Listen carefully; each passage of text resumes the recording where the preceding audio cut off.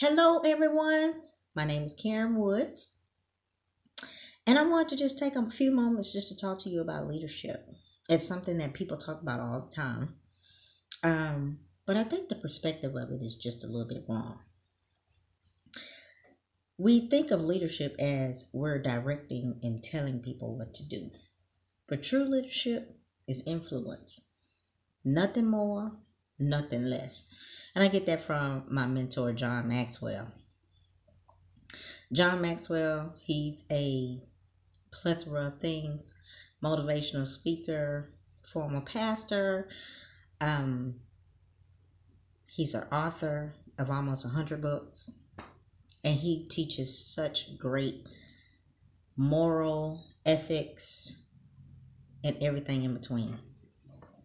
So, one of the books that I wanted to share with you was Leadership Gold. That's one of the books that John C. Maxwell he wrote, and the title of this particular portion that I want to share is Leadership Makes a Difference. I'm just going to read a few things from it and just kind of expound on it, because when we're looking at leadership, we must see it much differently than what we've seen it in past time. So let me put on my spectacles so I make sure I see and read it correctly for you. Okay. And like I said, it's entitled Leadership Makes a Difference. It said, why should you go through all this trouble to learn more about leadership? For that matter, why have I worked so hard to learn about leadership and mine the gold nuggets for so many years? And his amount of years that he's done it is 40 years. And that was back then. He's added a few more years since then. But this is the reason why that we should all learn more about leadership and understand it better. Is because good leadership always makes a difference in our lives. It changes how we think. It changes how we go about doing things. It changes our relationships with people. Good leadership. Because the leadership that we're talking about is not you directing other people. It's directing yourself. How do I relate to people? What do I say to them? How do I talk to them? How do I work with them? That's what's important. So it goes on. And another great sentence in this particular chapter, it says, becoming a better leader pays dividends, but it takes great effort.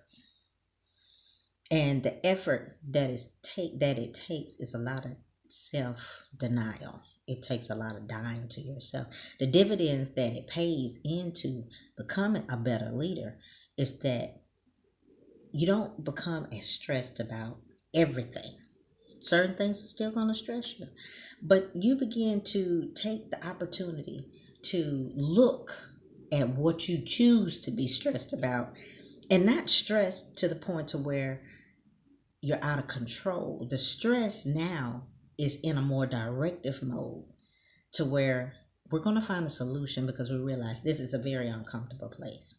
So that is the dividend that it pays. It's not always monetary, but it is sometimes, most times, the best payout is a thought process change.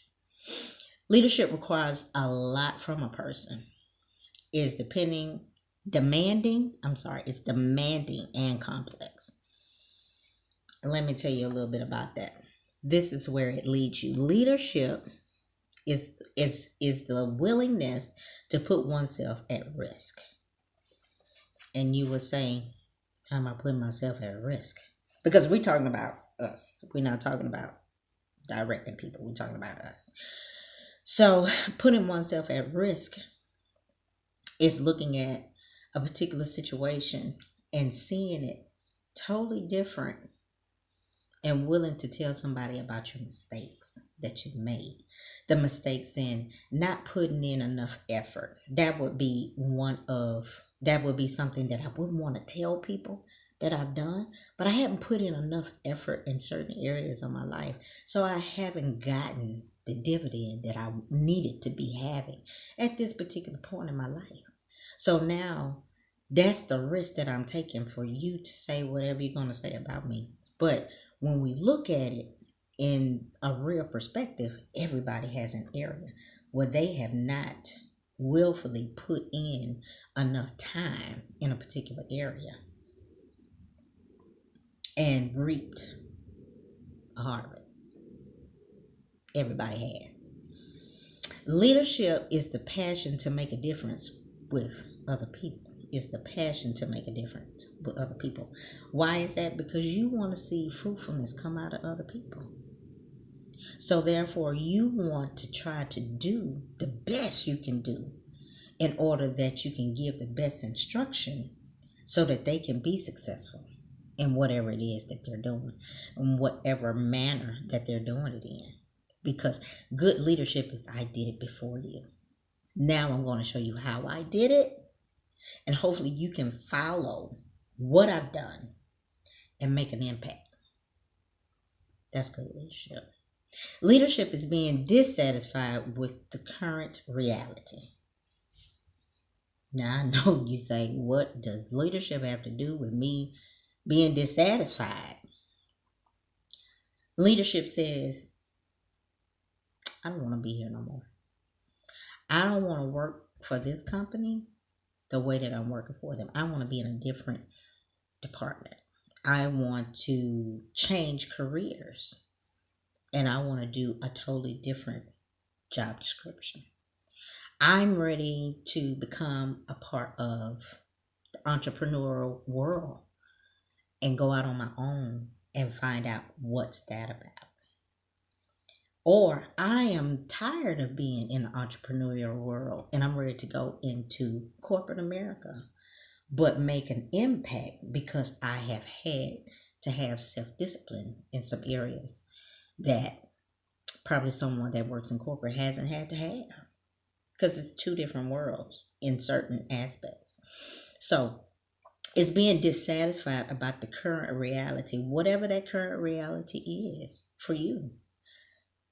You're dissatisfied with it, so guess what? You're ready to change it. And it takes leadership for you to do that, other than saying, because of mama, daddy, brother, sister, whomever, I wasn't able to accomplish something. Leader doesn't blame another person. You just look at where you are currently. You assess it and you determine if it's likable or disliked. And then you move forward.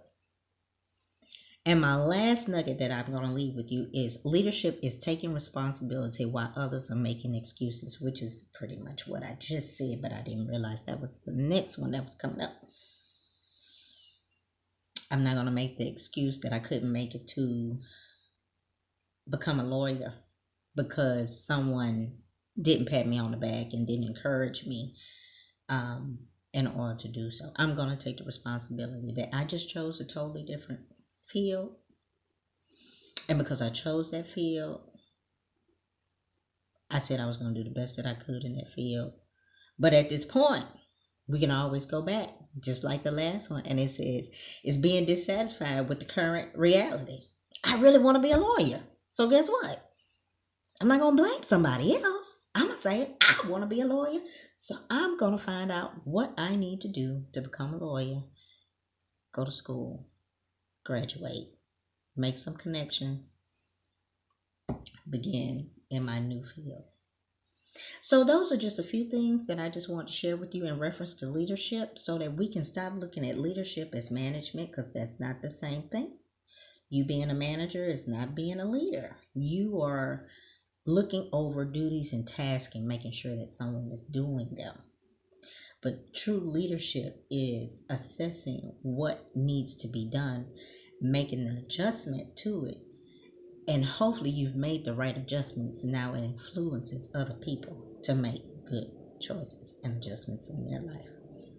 So I hope that this has helped you. I hope that this has provoked you to think just a little bit more about the leadership that you have in your own life, with your own circumstances, friends, family, career choices, and move forward in a happy place, a place of fruitfulness and bliss.